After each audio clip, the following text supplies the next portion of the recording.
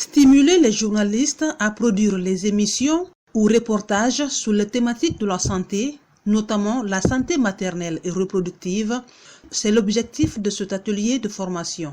L'harmonisation et l'élaboration des programmes médias pour la promotion de la continuité des services dans les structures de santé en cette période de crise sanitaire sont entre autres objectifs de cet atelier. Nous avons l'expérience de Ebola qui a fait que pendant la crise Ebola, nos femmes ne fréquentaient pas les structures sanitaires de peur de contracter la maladie. Alors cette fois-ci, le gouvernement a trouvé une stratégie de prendre le devant.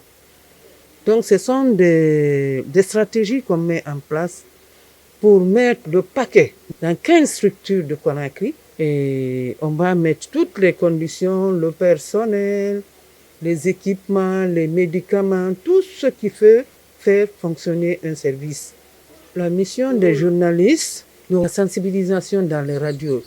Dans cette salle, il y a toutes les radios privées de la Guinée qui sont représentées.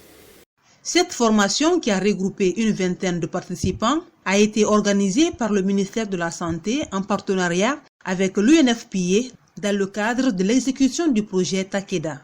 Cette activité a pour objectif de développer des messages liés surtout à la santé de la reproduction pendant le Covid. Les attentes, c'est que les messages qui sont élaborés au cours de cet atelier, que ces messages-là soient vraiment bien diffusés par les médias afin de pouvoir véhiculer le vrai message à l'endroit de la population pour dire vraiment qu'il y a une disponibilité des services dans les centres de santé, bien qu'il y a Covid. La Covid est une urgence, comme on a dit, c'est une pandémie. Donc, en collaboration avec le ministère de la Santé, nous avons élaboré ce projet pour permettre aux femmes d'accéder aux services de santé, bien qu'il y a la pandémie. On veut dire à la population que les services existent au niveau des centres de santé et que ces populations vraiment peuvent aller s'offrir les services. Pendant 4 jours, les journalistes ont été outillés en techniques d'élaboration et d'identification des angles sur les questions de la santé maternelle et reproductive en période de crise. Il faut le savoir qu'en temps de crise, il y a beaucoup de problèmes. Donc, c'est au cours de cet atelier, nous avons compris que ces structures sanitaires doivent continuer à travailler, bien qu'il y a cette maladie.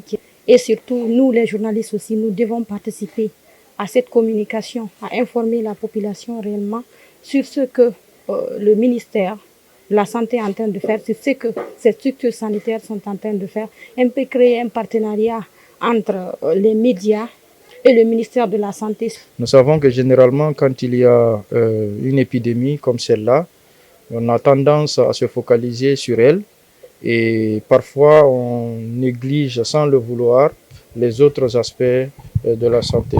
On nous a parlé d'un projet Takeda, on nous a montré le projet, les différents aspects du projet. Le renforcement des capacités des cadres du ministère de la Santé dans la communication numérique et la formation et création d'un espace de dialogue entre les professionnels de santé et les journalistes sont entre autres activités au compte du projet Takeda. Un projet qui va s'étendre sur 10 mois.